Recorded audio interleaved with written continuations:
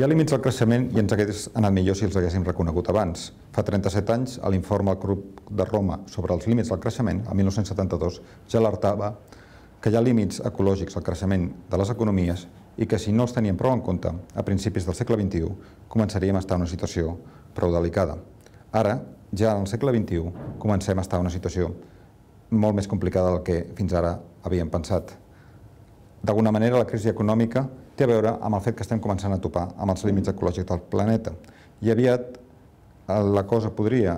ser encara més tangible amb el fet que recursos energètics com el petroli començaran, tard o d'hora, a ser cada vegada més escassos. Hi ha límits clars, materials, tangibles al creixement. El fet que l'economia pensava que era independent de la biosfera, independent de la natura, ha permès creure que podíem créixer limitadament, però ara ens adonem que som part de la biosfera, som part de la natura. I per tant, si volem tenir una economia sostenible, hem de reintegrar-nos en els cicles de la natura. De manera que sí, hi ha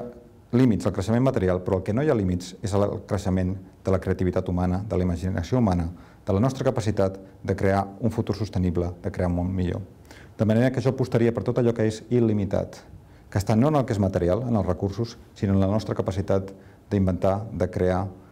formes de viure que siguin sostenibles, que no tinguin impacte en els ecosistemes de la Terra i que a la vegada ens proporcionin una vida més plena. I per arribar aquí ens caldran nous valors com una actitud diferent davant la natura, no creure que estem per sobre de la natura i que la natura és simplement un magatzem de recursos que hem d'explotar, adonar-nos que som part dels cicles de la natura, tenir una actitud més humil, més oberta, més creativa, de participació en els cicles de la natura i no de control sobre la natura.